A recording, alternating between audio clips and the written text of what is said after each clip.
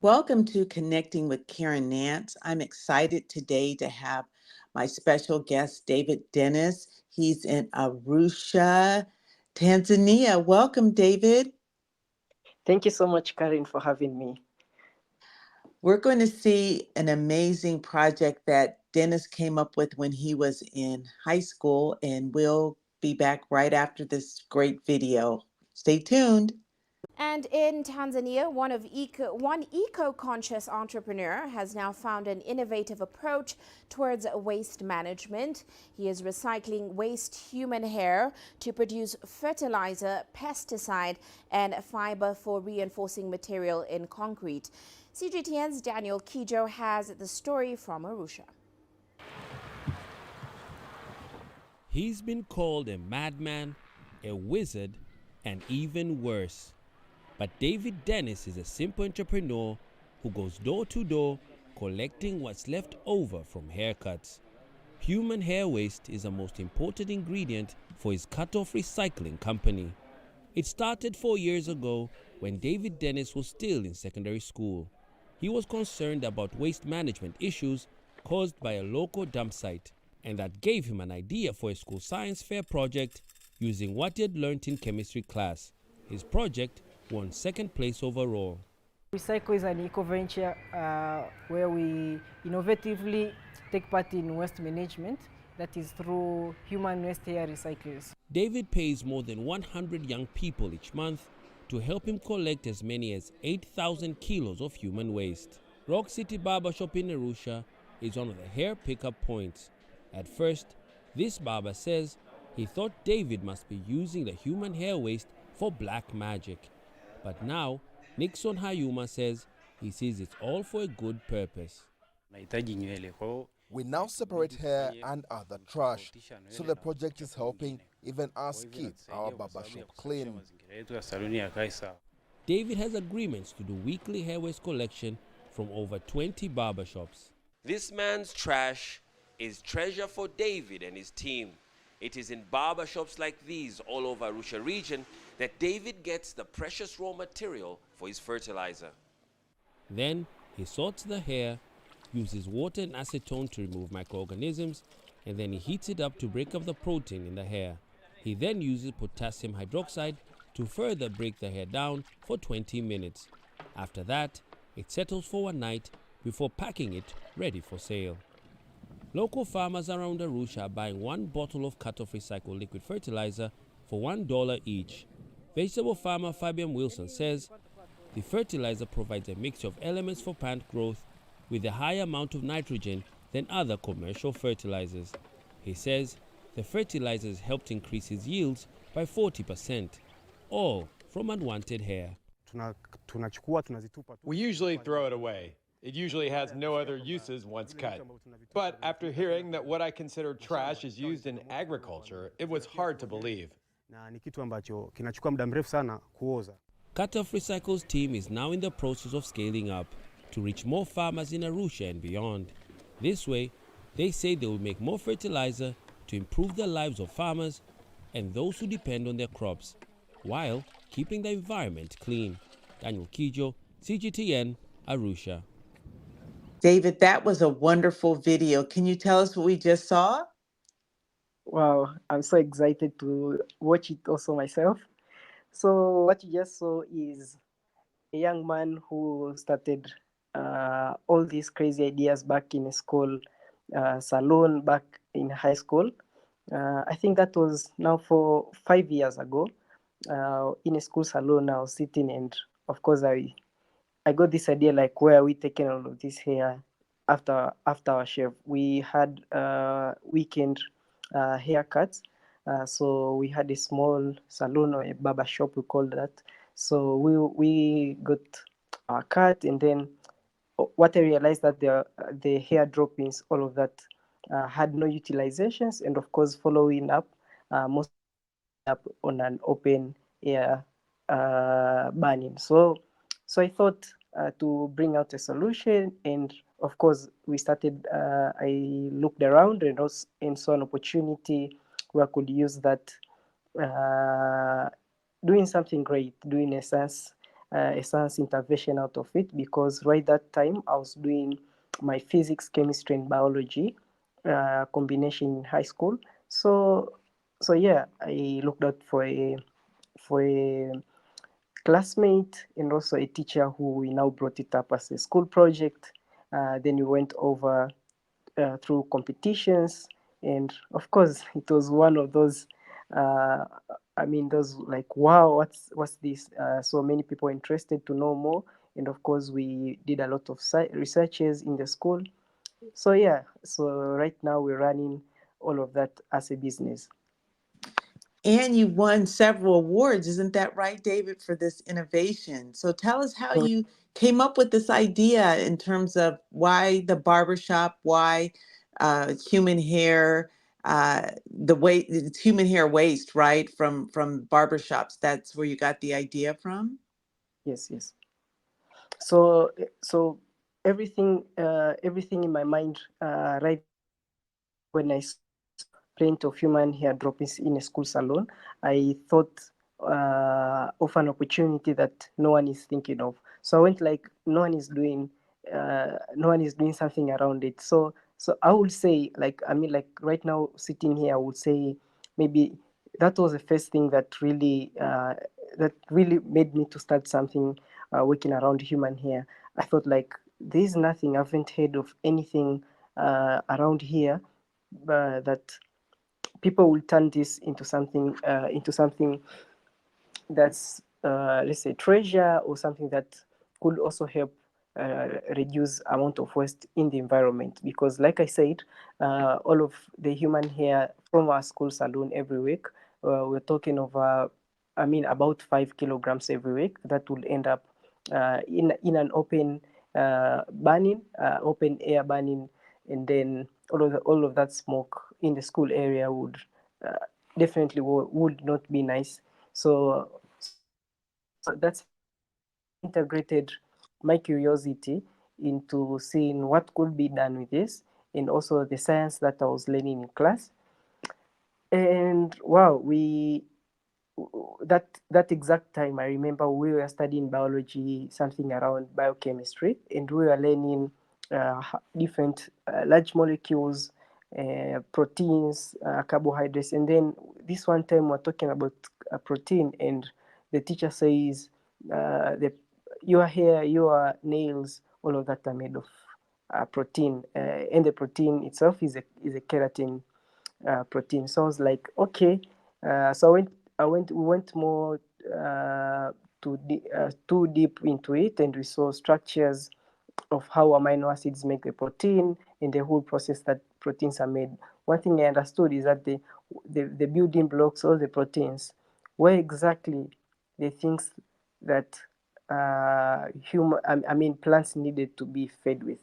So all the nitrogen, all the phosphorus, all the sulfur in it, all the everything, all of it together, we have the macronutrients and the micronutrients in it. So all of that brought in an opportunity for me to think of it as the waste already in the environment, as plenty as it was, no one doing anything around it. And I saw it to be an opportunity, because the community that I live in, here in Arusha, and of course around the school where I was, around the school and also back home, is an agrarian community where people grow crops, either our parents grow crops either for commercial purposes or for subsistence purposes, where families depend on small gardens. And I thought, okay, let's see how we could do something that we help keeping the environment safe, but also we also help farmers get a fertilizer out of the human hair.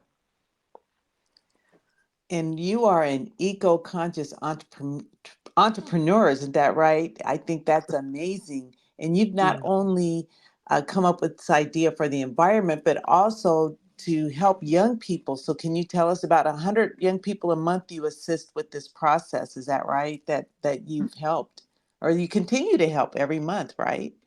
Oh yes, yeah, oh yes. So that's something. It's a very very big fulfillment to me, Karen. I remember during the process when we are bringing up the innovation, It went through the school stage where it won a science fair. Then it went out of the school later on. I mean, also while we were in school, we also went for a national competition. Also, uh, I mean, when it came out from the school and we started the business, we got an opportunity to.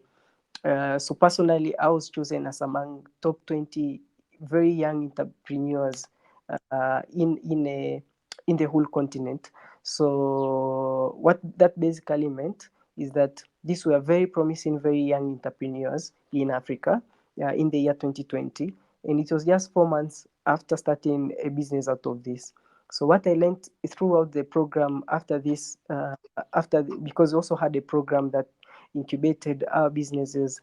So what I really learned is that it was easy for a young person, or I mean a young entrepreneur, to bring in opportunities to fellow young entrepreneurs, and that's one way that in Africa could be created more. I mean more, and also I would say I would take it as an easier way where the problem itself sits around young people, and young people having opportunities to start things, just like I did, that we had an opportunity to help solve the problem. So that's why I say this is a very big fulfillment to me when we have over 100 young people across Arusha who would collect waste human hair and then bring over to our collection hub. We do have one collection hub now in Arusha, where and it is situated in the Arusha city landfill, where people will bring it in, either people who walk around, but people also do have schools. Schools, they do bring their collection, their weekly collection, or they will bring their monthly collection and do pay them per kilogram. So it brings in an extra opportunity for people to gain income that will help. I mean, it could not be much, but in an accumulation, people would have something to live for.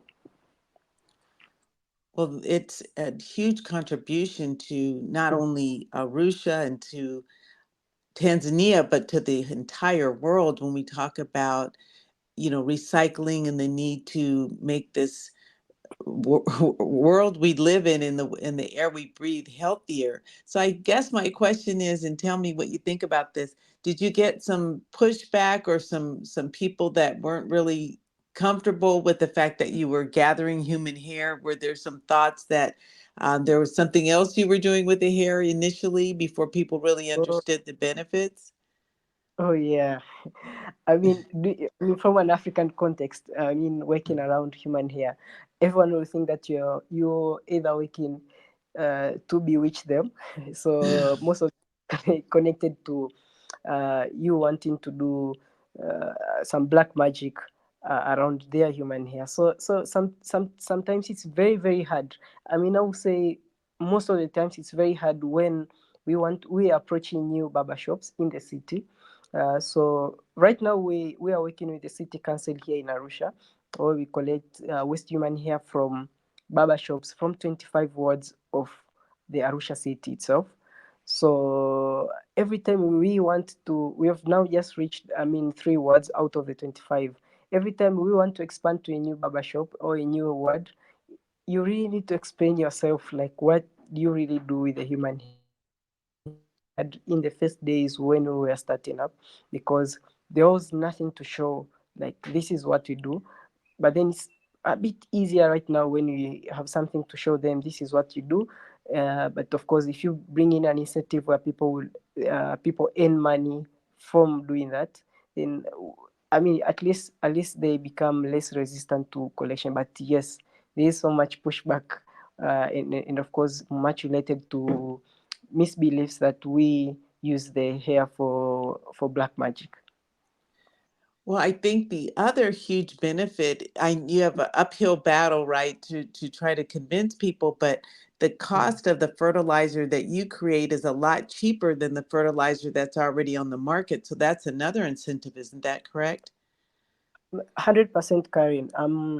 In the market right now, for example, in Tanzania, we do have 90% of the fertilizers we use. The annual demand year goes around 5 tons every year. So sorry, 500,000 tons, and it's now expanding to 800,000 tons of fertilizers that the country, requires every year.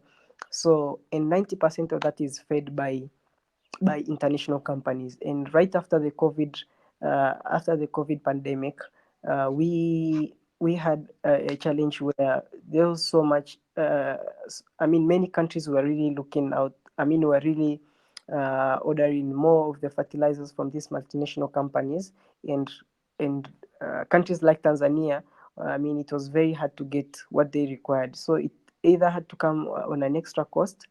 So up to, when it comes down to the last consumer or the farmer, it has so much, it becomes more unaffordable for them, and of course most times inaccessible. So, and of course, until now, most the industry is served by multinational companies, and the cost comes very high. So what we also wanted to think of, our fertilizer, was to make it affordable for farmers, because we work more with smallholder farmers, and that's our target here in Tanzania. So that's why we cut down our prices to 60% uh, cheaper price compared to what is in the market. So farmers can now use 1 liter of our product, that's bought at 1.99, $1.99. That's around $2. I would say in Tanzanian shillings is around 5,000 a liter, which is more affordable for them, because with the same price, the same efficiency, people will buy that same liter at around, it will go $6. Some places goes to $12. For some brands.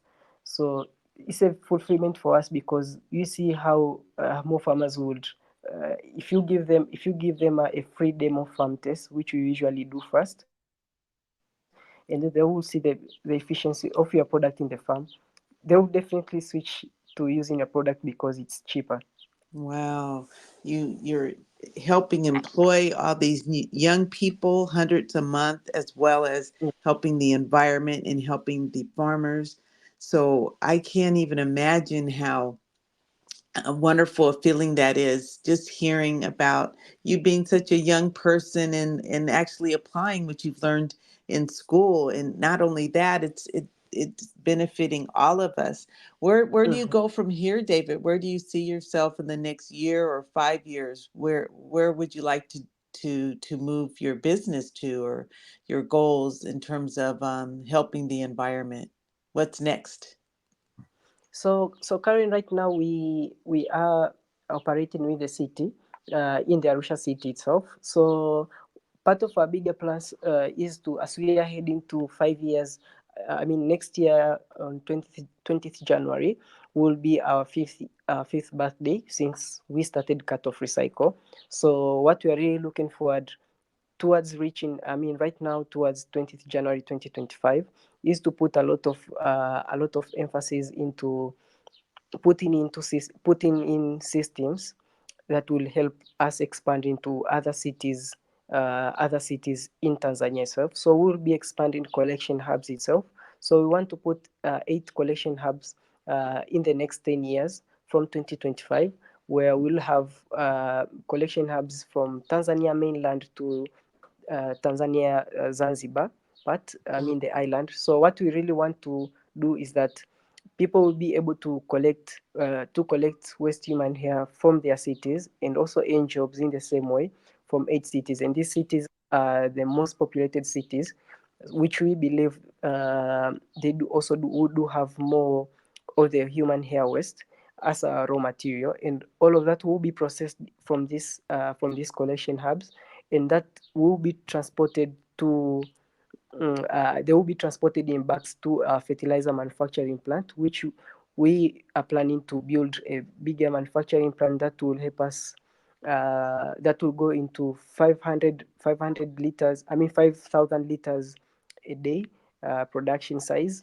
in Arusha city. So we'll have 8 collection hubs outside Arusha, and the Arusha existing collection hub in Arusha will supplement to that number.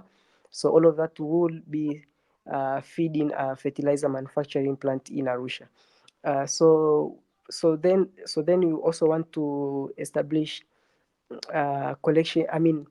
Uh, markets in the northern part of Tanzania where we do have a lot of farmers. So work with agents. So we want to work with agents who sell agrochemicals. So who will help us to distribute that to last farm users. But also we do have in the northern part of Tanzania, we also do have farm associations. So we do have farm associations that would, do have 1,000 or 2,000 subscribers. So it's easy to work with them. So offer them more than a product, but also offer some farm extension services.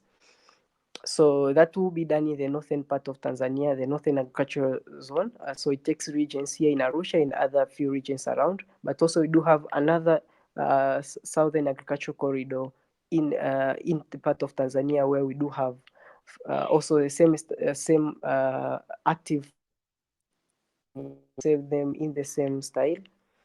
But then that is what we really want to establish around Tanzania.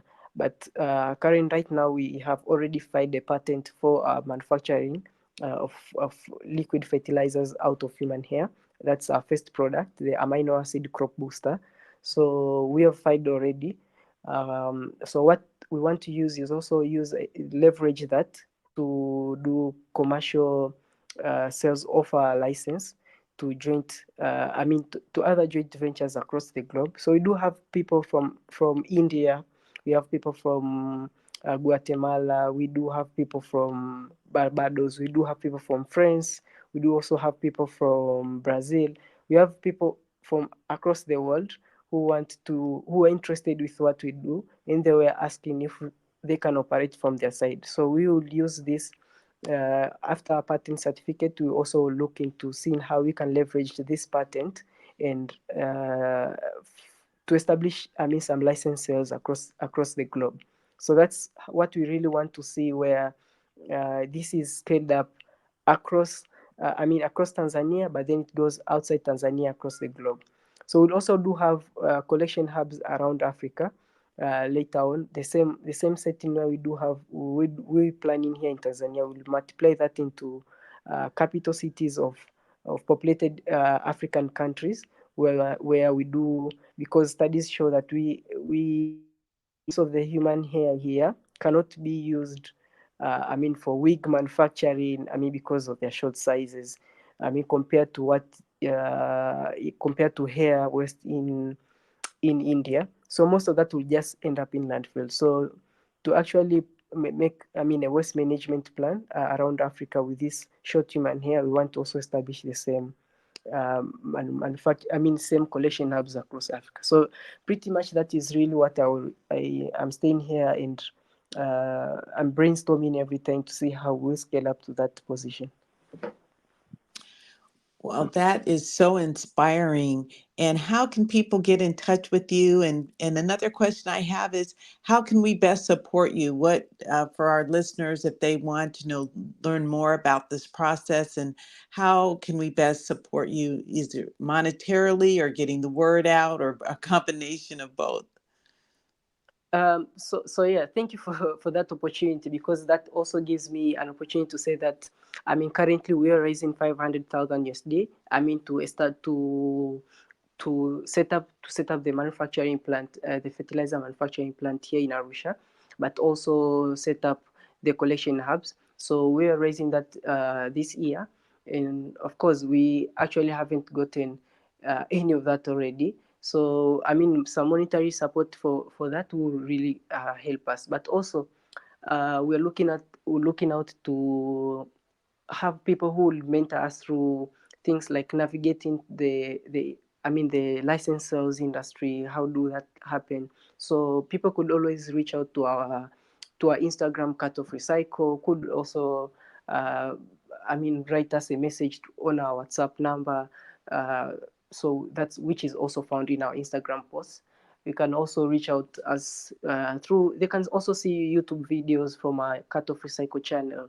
So all of that can really help us to go out there and spread the word, because we really want to take this around the globe, where I mean, various manufacturers could say, will be open to manufacturers across the world that want to use our manufacturing technology, and we can train them through that. So this is, it also helps, clean the environment, but also can generate more income for both of us. It has been such an honor to have you, David. I'm so excited. You have shared a quote with me that I'd love to share with the audience and have you tell us what it means to you. It's a successful entrepreneur would possess the spirit of a pirate and the skills of a Navy SEAL. Why did you choose that as one of your favorite quotes? So this is one of my favorite quote. Because I believe as an entrepreneur, I do have endless. Opportunity. Endless. And let's say like an endless ocean where of ideas and possibilities. I always believe that a successful entrepreneur can fail in one business and then can bring up another business out of thing, out of the environment they're living. So parents are always they don't have anyone to guide. They don't have a limit to what they do. They could do anything, but they could do anything. So that spirit, is what I'm really built of. Like I could start anything. I mean, whenever it fails, I could go. Could have limitless opportunities for me to work on, regardless. But again, Navi sales, because these are people who go, extra miles to do. They are very strong enough. They have well guided skills. So I also want, while I'm embarking to new, in new, new projects. I believe that a successful project will have me to have require me to have very well guided skills and knowledge into that. That's why um, I stand out to look out for opportunities for myself to learn. That will also help me build curiosity. So I'll get into programs. I'll get into reading books. I will get into listening podcasts. I will get into learning from other entrepreneurs. And sometimes I've gone a further mile where I would go shadow in a successful company for some months, and then I will come out there learn with a lot of skills. So yeah, a combination of a pirate spirits, but also the skills of this Navy SEALs. You will see you build a very good entrepreneur and a very successful one over time. Well, I think that you exceed the spirit of a pirate and the skills of a Navy SEAL. I think that you are such an inspiration to young people and to all of us on what can happen with education and imagination because it took your wonderful view of life and wanting to preserve our earth to come up with such an idea. And I know there are many more ideas that you have, and I support you and I want to have you back on the show to tell us how things are going and in the not too distant future because big things are happening. And I'm excited to have you. And I want you to, what parting words would you leave for our guests today? Um, I I want you guys to always think of opportunities existing everywhere you are. Be it an environment, a new environment that you are now entering, or a new country that you are entering. Everywhere. One of my TED talks, I said that I remember saying this that just one step out of your door, there's always an opportunity for you. So it's always for us to take in opportunities that we see and always see how we could help the community around us while we also generate more income for ourselves, but also you never know who from a solution that you are building someone's life is changed out of that. So let's take in any opportunities that we see, and of course let's not always think like someone will do this. Let's take that opportunities for ourselves and be responsible. Well, thank you so much, David. I really appreciate it. It's an honor to have you as my guest, and I can't wait to have you back again. So I just encourage everyone to look at David's website, and he has some amazing TED Talks that are so inspiring, and you just bring so much joy to not only Tanzania and Arusha, but to the entire world. So thank you so much, David, and you take care. Thank you so much, Karen. Okay.